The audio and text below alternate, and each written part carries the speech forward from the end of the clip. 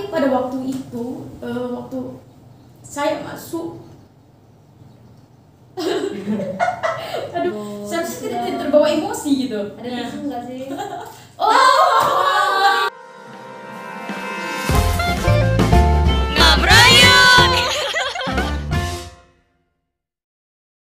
Oke, bismillahirrahmanirrahim. Assalamualaikum warahmatullahi wabarakatuh. Guys, kenalin aku Desi, I'm the Mess Host. Selamat datang di JPRMI Pelalawan Podcast yang diprakarsai oleh JPRMI Kabupaten Pelalawan. Kasih tepuk tangan dulu dong.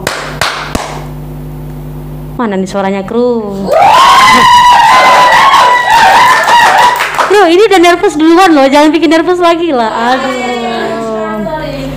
Oke, di episode perdana kali ini, di episode 0.0 ya, aku nervous banget karena ini perdana guys, perdana. This is my first time, okay? So, ya meskipun aku nervous, tapi aku cukup berbangga hati ya untuk kegiatan ini karena tim produsernya, Pak Produser, tim krunya udah mempercayai aku untuk kegiatan kali ini ya. Walaupun ini kegiatan perdana, tapi ya Pak Produser, saya coba ya, I'm try my best Pak Produser ya. Oke, kru ya. Boleh ya, kasih semangat ya. di belakang layar tetap kasih semangat, oke? Oke. Oke, sebelum kita masuk untuk perdana lagi kan, gue jadi grogi kan ngomong apa? Oke, sebelum ke narasumber gitu ya, aku mau jelasin dulu nih, JPRMI Podcast itu apa sih gitu kan? Siapa sih yang bikin gitu ya? Kayaknya ini saya juga baru dengar di Pelalawan ya, kegiatan dari anak muda nih baru ini sebenarnya gitu ya. Jadi JPRMI Pelalawan Podcast itu adalah dia dicetus langsung, diprakarsai langsung oleh Jaringan Pemuda dan Remaja Masjid Indonesia khusus Kabupaten Pelalawan. Tepuk tangan lagi lah, kru. Yes. Dan kegiatan ini mungkin kalau kawan-kawan mendengar ya, kegiatannya mungkin terdengar seperti kegiatan keagamaan karena diprakarsai oleh Jaringan Pemuda dan Remaja Masjid gitu. Nah, aku sangkal ya. Jadi kegiatan ini di podcast ini sebenarnya untuk kegiatannya kita bebas. Apakah itu nanti dari bidang edukasi atau nanti dari bidang case kriminal atau yang lagi viral sekarang apa gitu ya, atau apa yang bisa jadi motivasi, kita angkat ke sini, kita undang narasumbernya nanti ya. Jadi bukan hanya fokus pada kegiatan keagamaan seperti itu. Ya kan Pak Produser? Ya. Oke, aku mau pantun. Jadi sebelum aku kenalin narasumbernya, aku mau pantun dulu. Tebak ya, ini pantunnya dari siapa gitu. Mana tahu, ada yang tahu kan? Iya. Aku bacain ya. Sampan di dayung ke Pulau Bintan. Pulau Bintan karya wisata dan destinasi. Kearifan lokal wajib kita hidupkan demi gemilau budaya lebih lestari. Itu baru tepuk tangan, kru. Ada yang tahu nggak punya siapa? Ada yang tahu nggak? Oke, kita kenalin ya. Siapa nih yang punya puisinya ya? Yang punya pantun ya, bukan puisi. Oke, kita sambut ya. Kita sambut. Tapi aku mau bacain pantun dulu. Boleh nggak? Nervous banget di samping narasumbernya. Oke, gulai belacan di dalam panci, lalapan mentah daun pepaya. Kita sambut Buspi Depi, pemuda berprestasi bakal ke Kolombia. Rain kameranya, kru. Ya, kru, please, kru. Halo Kak Buspi. Apa kabar Kak Buspi? Alhamdulillah sehat. Sehat ya. Alhamdulillah sehat Kak Buspi ya. Semangat untuk kita semua ya. Semangat untuk kita semua. Dengar tuh, kru, semangat untuk kita semua. Oke, Kak Buspi ini aku deg-degan banget di samping beliau ya.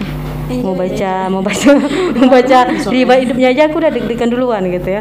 Oke, Kak Puspi ini adalah seorang sastrawati berkebangsaan Indonesia yang tinggal sekarang di Kerinci. Beliau lahir di Medan. Betul nggak, Kak? Iya, betul. Iya. Lahirnya di Medan. Kemudian beliau ini sudah banyak karyanya yang sudah dimuat di media lokal, media nasional, ya kan Kak? Kemudian juga selain itu udah sempat ini ya Kak, karyanya juga sudah booming internasional. Iya, alhamdulillah udah sampai ke internasional. Singapura kemarin ya Kak. Kemudian Singapura, ke Thailand, ke Malaysia, Brunei ya. Selain itu juga aku dengar karya Kakak yang paling terkenal yang sekarang sudah dibukukan itu adalah puisi yang sudah dibukukan ya Kak? Iya Kak, betul. Judulnya Mengenang apa Kak? Mengenang bumbu rindu dapur Inang. Iya. Dapur Inang. Tapi kalau dengar dari bahasanya berarti ini dari tanah Batak, ya, dari Batak ya, suku Batak. Medan ya. Horas. Horas Bang. Orang Medan? Iya. Angkatnya tentang Medan juga ya. Iya. Sumatera Itu ya. lebih ke saya mengambil lokalitas sebenarnya. Iya, lokalitas. Oke, itu tahun 2021 ya Kak sudah. Tahun 2021. Bukunya ya. Bukunya. Iya, oke. Aku juga udah sempat baca sih Kak. Iya, dan kamu Iya. sempat juga Itu di membelinya depan. kan? Sini sekalian promo ya. Ini di depan ya. Aku udah baca loh. Iya. Ah. Oke, Kak tadi aku kan pantun nih. Mm-mm. Pantun itu kan aku tadi pantunnya tentang ke Kolombia. Iya. Tapi kok aku penasarannya bukan yang Kolombia dulu ya Kak. Aku penasaran. Jadi aku dapat informasi. Informasinya itu tentang ini. Kakak sempat bukan berangkat ya Kakak waktu itu diwawancara ya Iya, sama Mas Haris. Mas Haris. Reza Reza Radian. Kemudian sama Pak Nadiem ya Kak ya. Makarim. Pak Menteri Pendidikan kita. Wow, luar biasa sekali. Kak boleh cerita nggak? Oh, boleh nih. Iya. Cerita dong Kak. Gimana sih kemarin rasanya waktu diwawancari mereka iya. gitu? Mungkin saya salah satu milenial yang termasuk beruntung ya dapat berwawancara langsung oleh orang-orang yang berpengaruh di Indonesia, terutama Pak Nadiem ya, Iya. Pak Nadiem Makarim dan Reza Rahardian gitu. Iya. Di situ saya ikut lomba itu yang penyelenggaranya adalah KBR, yaitu adalah Kantor Berita Radio. Di situ lebih menyuarakan keberagaman, toleransi dan budaya di Indonesia. Begitu kan? Jadi waktu Kakak diwawancara pertama sama Reza gimana rasanya Kak? Agak Karena nervous ya. secara aku kan ngefans banget gitu ya. Gimana rasanya kalau kita berhadapan dengan orang kita suka gitu ya. Kita fans gitu ya kan. Pasti ada rasa wow. Wow banget gitu kan. Sebenarnya sama Reza Rahardian biasa aja gitu, karena beliau Biasa aja ya. pembawaannya pun biasa aja gitu kan. Saya lebih nervousnya ke Nadiem Makarim, Bapak Nadiem. Beliau kan termasuk Oke. orang yang apa ya, terbilang yang famous gitu. Reza juga, tapi Pak Nadiem adalah yang benar-benar teliti, cerdas gitu dalam mengapresiasi, dan dia memberikan pertanyaan-pertanyaan yang benar-benar saya harus aku harus jawab apa nih gitu. Jadi pas di situ pun dia langsung memberikan gini, ayo Puspi gitu, harus semangat gitu kan. Beliau Itu Pak Nadiem yang langsung. Nadiem gitu, Bapak tuh sangat mengapresiasi pemuda yang termasuk pemuda yang berbakat di Indonesia. Ya, tapi gitu. kita cukup juga berbangga hati ya Kak. Kita Iya. juga udah diwawancari sama Reza gitu. Kalau saya mungkin di posisi itu ya. Luar biasa ya. Luar biasa ya. Salah satu seniman, kemudian juga langsung dari menteri gitu ya. Alhamdulillah Kak. Luar biasa. Karena itu acaranya kan sebenarnya itu dari perlombaan ya. Lomba itu kan kategorinya ada 3 Kak. Iya. Ya, kategorinya itu ada lomba visual. Visual itu berupa kayak video gitu kan. Terus audio berupa podcast. Oke, Dan kalau saya lomba itu teks Kak. Teks tertulis. Teks itu tertulis. artikel, pantun, dan puisi. Alhamdulillah ketika saya babak pertama itu saya sudah menang dari beberapa dari 2000 peserta. Selanjutnya itu dilombakan lagi gitu menjadi pemenang grand final gitu. Nah, disitulah bagian dari Bapak Nadiem mewawancarai saya gitu. Oh, pas masuk di grand finalnya. final, gitu. Oh, gitu. Berarti yang waktu diwawancara cuman yang masuk final doang. Iya betul. Luar biasa. Ada berapa jumlah peserta finalnya waktu itu? Grand final ya Iya, Kak. grand Grand final finalnya. dari tiga kategori itu diambil 5 orang gitu. perwakilan. Dari 5 orang aja. Penjuru, iya betul. Oh, 5 orang penjuru aja. Nusantara ya. Oh, gitu ya. 5 Iya. orang semua sekaligus diwawancara. Iya betul. Oke. Itu kalau menurut aku pribadi ya itu prestasi yang luar biasa ya Kak. Karena kita ketahui gitu ya, Kak Puspi Devi ini orang Pelalawan, orang Kerinci gitu. Iya. Prestasinya internasional. Ya, sudah internasional. Tapi kok di Pelalawan kok belum. Hey, Puspi siapa sih? Iya. Puspi siapa sih gitu. Seharusnya mungkin kalau untuk generasi muda ini harus kita Iya, tahu betul, gitu ya. betul. Karena ini merupakan salah satu motivasi terbesar ya. Ada tokoh-tokoh dari anak muda kita Iya. yang sudah sampai go internasional guys, bukan nasional lagi gitu ya. Jadi gue wawancara di sini sekarang tuh merasa wow, lagi mencari yang udah internasional gitu ya. Oke.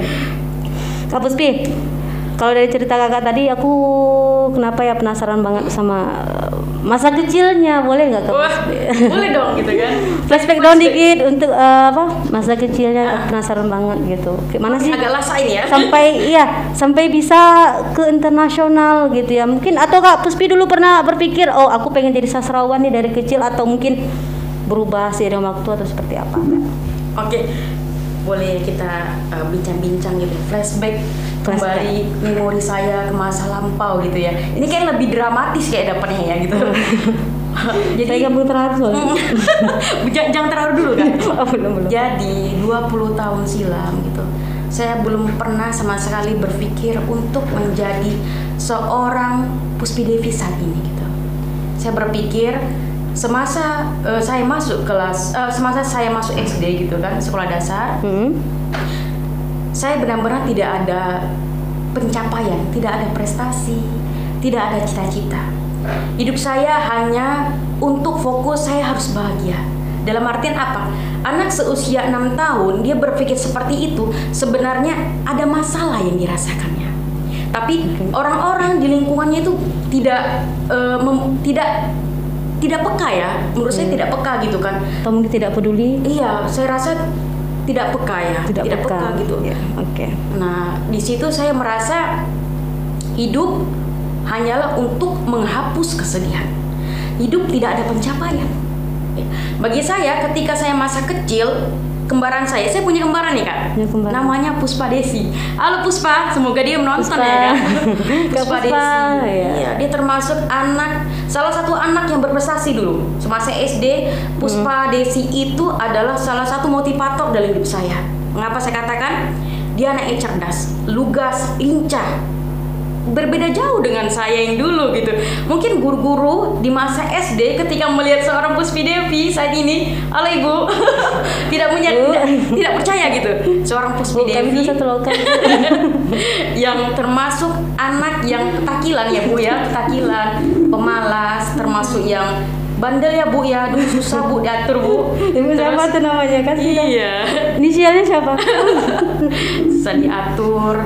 Terus saya termasuk anak yang pemalas gitu. Dalam artian pemalas adalah karena kurangnya apresiasi dari orang-orang terdekat. Begitu ya. Iya, berarti kita butuh ini ya Kak ya, support dari lingkungan juga ya, gitu. Selain orang tua, support lingkungan, ya, terutama dari keluarga kita. Iya betul. Ya. Lanjut Kak, apa lagi Kak yang kita lanjut ya, gitu ya. Harus tahu nih sebenarnya Puspi Devi sebenarnya dari kecil tuh nggak pintar gitu, tapi termotivasi karena dari bulian sebenarnya. Teman-teman teman-teman sekalian, keberhasilan itu tercipta dari orang-orang yang pernah diremehkan. Hidup sebenarnya kan itu terlahir dari cemoohan. Maaf agak terbawa emosi. Saya dulu waktu masih kecil itu, ketika saya masuk dulu, saya perantau Kak, saya dari Medan, saya ke Riau, itu ikut bapak merantau. Jadi pada waktu itu saya benar-benar merasa saya tidak pernah menyalahkan Tuhan. Saya tipikal orang yang selalu optimis gitu. Saya selalu bersyukur apa yang Tuhan berikan pada saya. Tapi pada waktu itu, waktu saya masuk, aduh maaf ya. Ceritain aja apa mau ceritain, oke? Jadi pada waktu itu saya masuk ke lokal itu, mungkin anak-anak SD itu pada heran gitu, kenapa saya berbeda dari mereka gitu. Saya berbeda dari mereka. Tapi saya begitu percaya diri gitu. Anak-anak itu pada membuli saya pada waktu itu. Mereka membuat suatu lingkaran. Mereka tuh membuli saya bisa-bisanya itu. Saya pada ketika itu saya hanya tertawa. Saya larut dengan tertawa mereka. Saya larut dalam artian saya gini. Saya ingin, kenapa mereka membuli saya? Apa salah saya dibully? Tapi pada waktu itu ada kembaran saya yang benar-benar dia menangis. dia menangis, terus dia bilang saya ingin pulang. Dia pulang, saya lanjut ikut dia dari belakang. Saya bilang kenapa harus pulang kak? Aku bilang ayo kita main kak. Enggak, aku mau pulang. Selanjut itu ketika dia sampai di rumah gitu kan, dia bilang sama mama saya, kenapa adik aku diejek gitu, kenapa adik saya dihina gitu kan, apa salah saya gitu kan, apa salah adik saya kata gitu kan. Pada waktu itu juga ibu saya memeluk saya dan menguatkan saya, ketika suatu saat nanti Devi akan menjadi anak yang benar-benar dibanggakan gitu. Nah itu yang membuat saya belum menyadari itu, saya belum menyadari apa kekurangan saya belum menyadari. Tapi lambat laun saya juga berpikir karena terus pembulian itu terjadi gitu kan, dicemooh terus tiap hari dilempari batu gitu kan, dilempari batu gitu kan. Saya merasa mereka ingin bermain dengan saya, anak usia 6 sampai 7 tahun. Saya belum berpikir kenapa saya dibully, cuma saya berpikir mereka ingin bermain dengan saya. Tapi lambat laun saya mulai berpikir bagaimana ya saya ke depannya gitu. Saya tidak mungkin berlarut dalam kesedihan ini. Baiklah, saya akan menjadi anak yang jahat. Saya akan menjadi kuat dalam artian saya gini, merubah. Awalnya saya lemah, saya harus tomboy itu.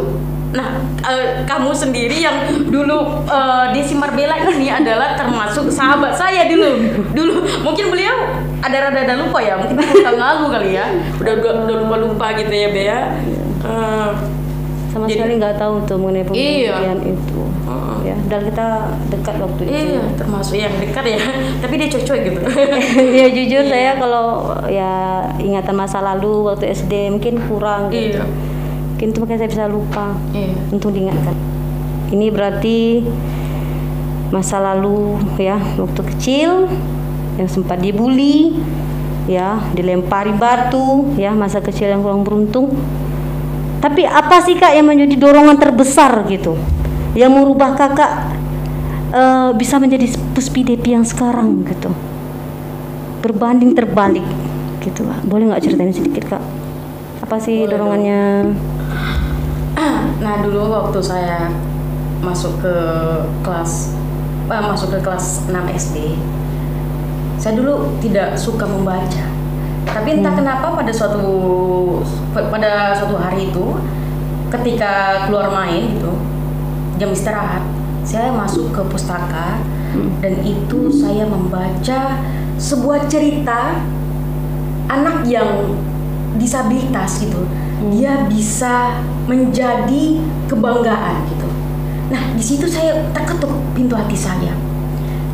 Saya berkata gini, sampai kapan saya seperti ini? Sampai kapan saya terus dibully? Sampai kapan saya malas untuk membangkitkan diri saya sendiri gitu? Sementara saya sangat jauh sekali dengan kembaran saya yang gemilang prestasinya benar-benar memukau gitu.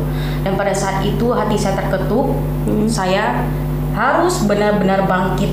Bagaimanapun keadaannya, orang harus tahu saya punya kelebihan. Kita punya kelebihan. Iya betul. Masing-masing. Orang harus tahu saya bukan saja memiliki kekurangan, tapi saya punya kelebihan yang patut juga dibanggakan oleh kedua orang tua saya. Nah pada saat itu saya mulai gigih, saya mulai gali potensi saya cari potensi diri saya itu di mana gitu. Ternyata potensi saya itu di vokal sebenarnya. Di suara gitu. Lanjut setelah itu baru ada beberapa perubahan gitu. Saya mulai rajin menghafal, nah waktu kelas 6 SD kan sempat kita satu ranking ya dulu. Saya dan Kak Desi Marbella ini sempat loh memiliki peringkat yang sama. Sama-sama 10 besar waktu itu.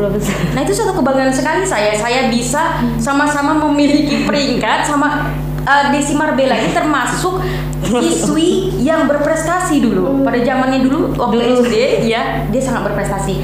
Nah, dia dulu punya potensi untuk bela diri. Sampai go nasional ya. Ya nasional Jakarta dulu beliau. Itu saya merasa gini, suatu kebanggaan loh memiliki peringkat yang sama dengan Desi Marbella, ya kan? Sangat-sangat saya bangga gitu. Nah, itulah dari awal itulah saya bangkit untuk saya bisa nih. Saya yakin saya bisa seperti mereka gitu. Jadi saya termasuk motivator dong. Iya, motivasi juga ini. Tapi akhirnya pada hari ini saya menjadi termotivasi di kampus PDP sendiri gitu ya, dari prestasinya gitu. Nah, kemarin waktu nulis buku ini, yang puisi ini, Iya. kan banyak karyanya nih. Karyanya banyak banget nih. Ini ada seperti Menyeduh Kopi di Kremonang. Saya udah sempat baca sih Kak. Kemudian Raung Rindu. Ini boleh tahu nggak Kak, salah satu puisi Kakak yang waktu itu yang sangat viral dan menang lomba itu yang mana ya Kak? Yang paling membuat Kakak terkesan? Yang paling puisi yang mana sih? Adalah Gitu. Ini banyak nih. kita cari dulu nih. Kita Sebenarnya cari dulu, saya nggak ada tahu. salah satu puisi yang benar-benar terinspirasi dari kehidupan saya. Oke. Boleh ya saya? Berarti ini termasuk dorongan terbesar Kakak juga ya? Iya betul. Di sini Kakak tuangkan. Nah iya betul. Ya. Doa tinta air mata. Doa tinta air mata. Oke, halaman berapa itu? Coba kita cari dulu Tinta ya. doa air mata. 21 Kak. Ya. Judulnya kembali Kak. Doa tinta doa air mata. Tinta doa air mata halaman Ini 21. benar-benar terinspirasi dari kehidupan saya gitu. Oke. Boleh dibacain nggak Kru? Boleh. Boleh. Tidak? Boleh ya? Boleh. Oke. Oke, silakan Kak. Udah saya pegang. Oh, mantap.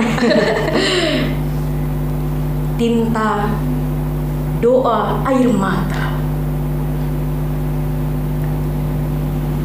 26 silam lalu di rahim ibu aku terlahir bak beludru, bersimbah darah koyu, menyusu sepanjang waktu. Kata mereka, aku berbeda. Ibu membantah, anakku istimewa. Di bangku sekolah, di udara yang begitu rencana, aku dan teman-teman belajar berhitung dari angka 1 hingga 10. Dan salah satu temanku tertawa gemuruh. Tanganmu buntu, kau gagal menghitung. Ibu guru berwajah mendung, menatapku penuh maskul. Lalu di atas buku tulisku yang tumpah akan tinta air mata, ia melukis gunung, burung, dan pemandangan yang begitu agung.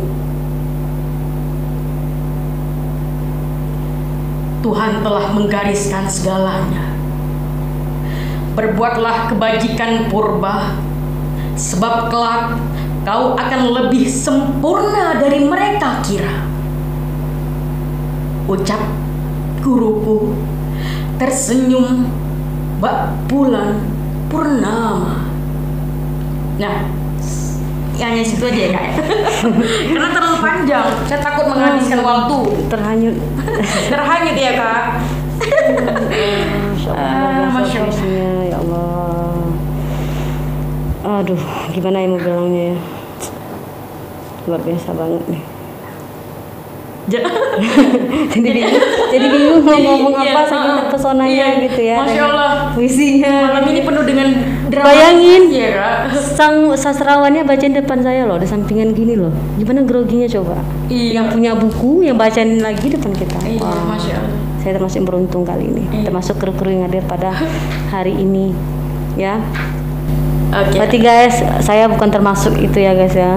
Dari kecil saya sudah baik-baik aja dengan beliau, gitu ya. Jadi saya harap teman-teman saya yang dulu yang sempat bully sahabat saya, please ya, tolong lihat sekarang apa yang kalian lakukan. Hasil yang kalian lakukan itu bukan negatif, alhamdulillah jadi positif sampai sekarang. Berarti dari hinaan, dari cacian, bulian yang kalian lakukan, inilah hasilnya sekarang terjawab, gitu ya. Alhamdulillah. Jadi jangan pernah meremehkan orang gitu. Jadi kalau kita mau meremehkan orang, lihat dulu kita sempurna apa enggak. Iya. Ya biasanya netizen gitu. Netizen terlalu banyak. Kritik banget gitu ya. Gitu. Tapi nggak sadar tuh dia betul. gimana gitu. Nggak netizen, saya juga netizen. Ada. Oke.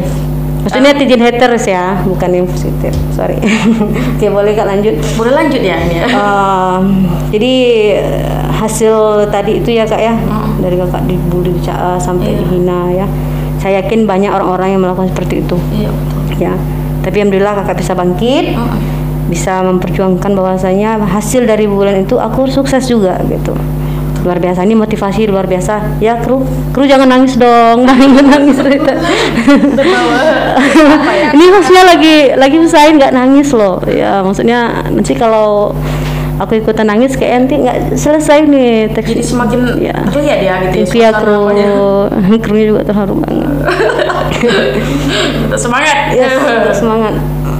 Sampailah saat ini ya Kak, dan insyaallah katanya nanti bulan berapa Kak? Katanya mau berangkat ke Bali ya Kak, sama ke Kolombia. Iya, bulan Kolombia 6. loh. Insya Allah bulan 6 berangkat. Itu Bali sama Kolombia barengan? Atau barengan seperti di bulan yang sama? Barengan. Enggak barengan. Kalau ke Balinya Insya Allah tanggal 5. Tanggal 5. Di bulan yang sama. Di bulan yang sama.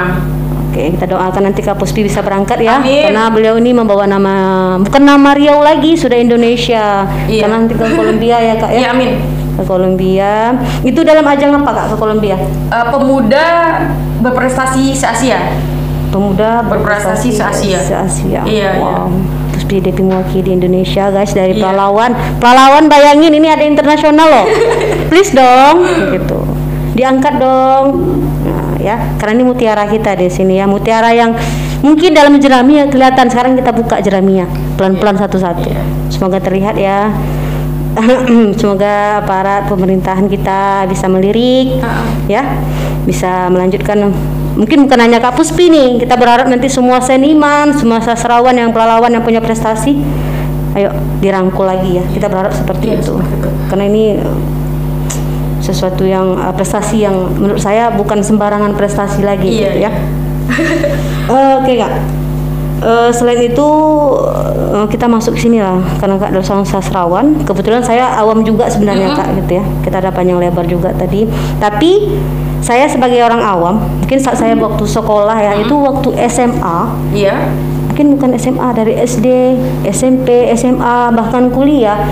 Saya karena mungkin bukan seorang seniman, jadi saya membedakan antara drama sama teater. Apa-apa. Maaf ya. Belum suasana emosi ini ya. Tetap semangat. Ya, semangat. Jadi aku tuh nggak bisa bedain nggak drama sama teater tuh. Gak santai ya Kak.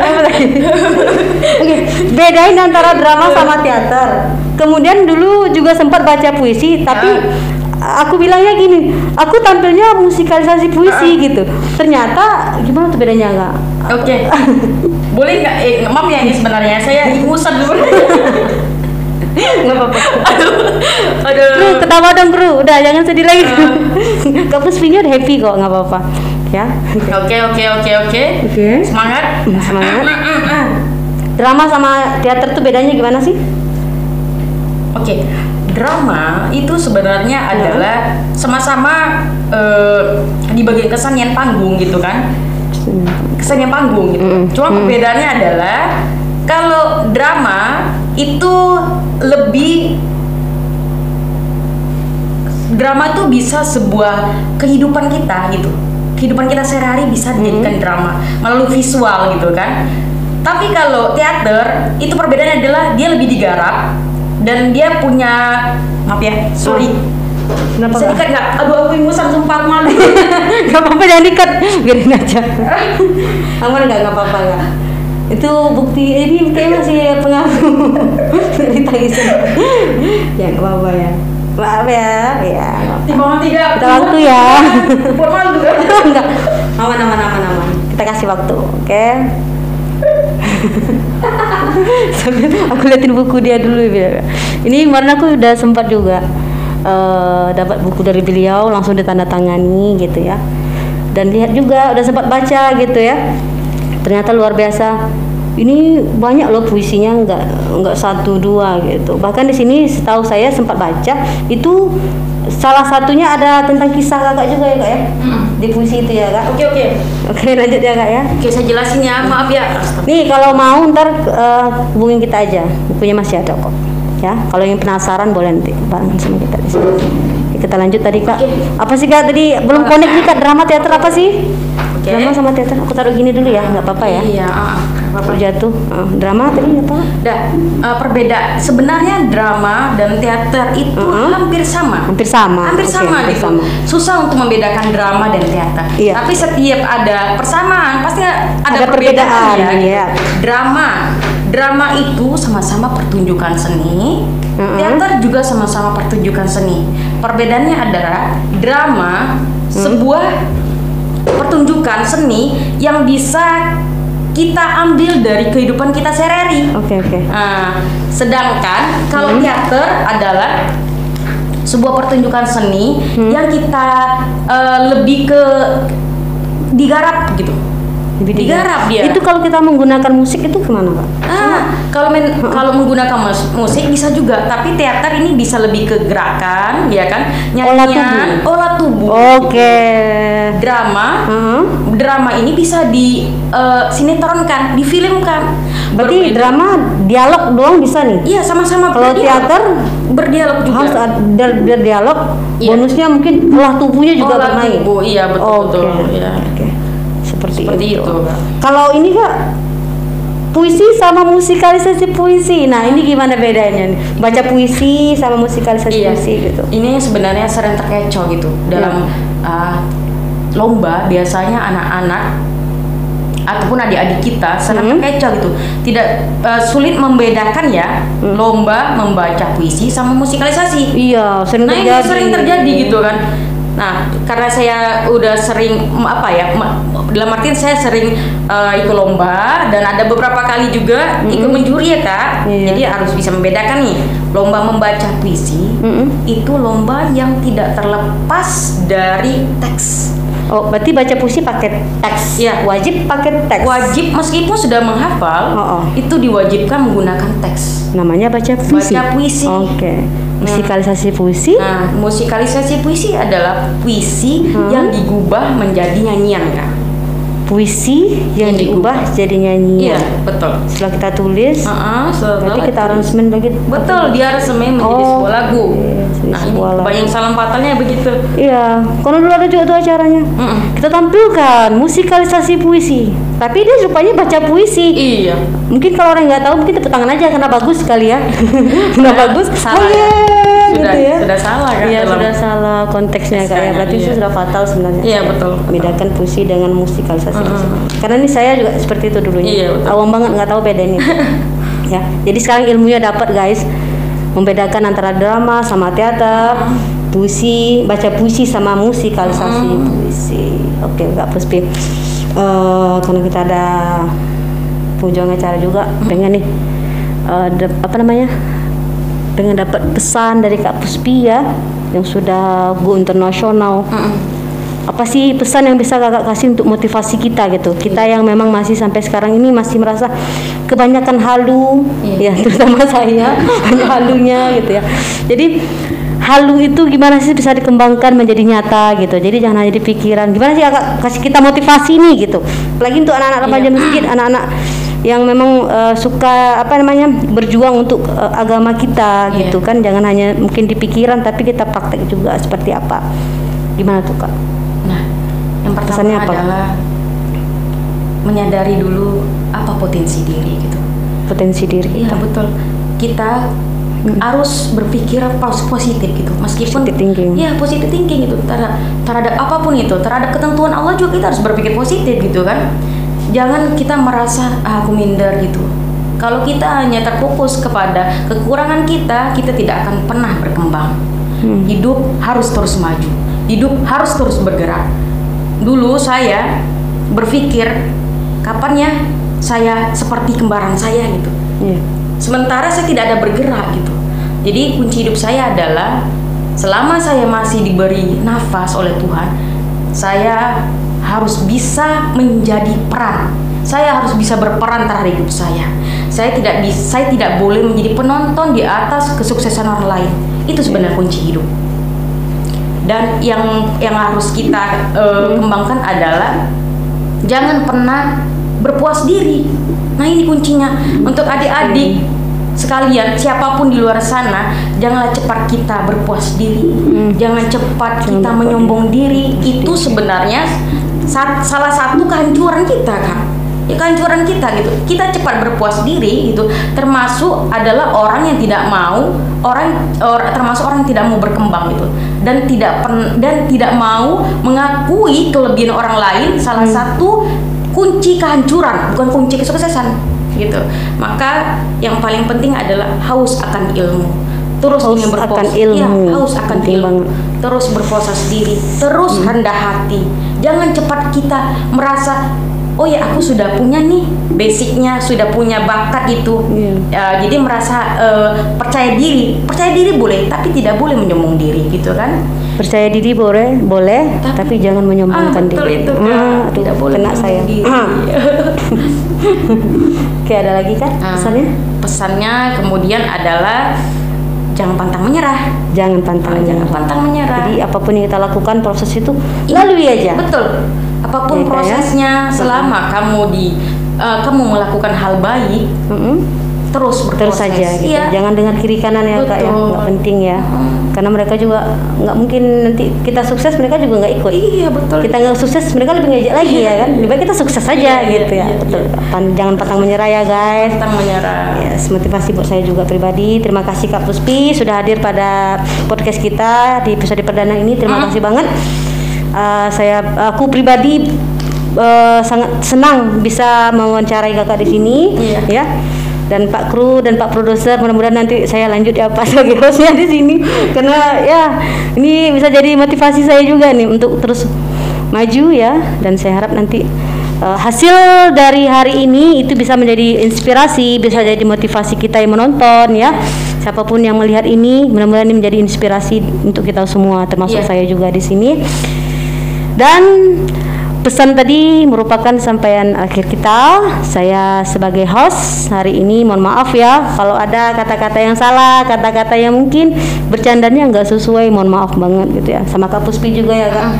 Mungkin ada yang kurang berkenan dari sayanya gitu kan. Dari tadi cerewet banget nih hostnya. Nggak ada rem-remnya ngomong gitu ya Kak ya. Mohon maaf ya Kak ya. Oke, kita tutup ya. Assalamualaikum warahmatullahi wabarakatuh. See you, bye bye. See you.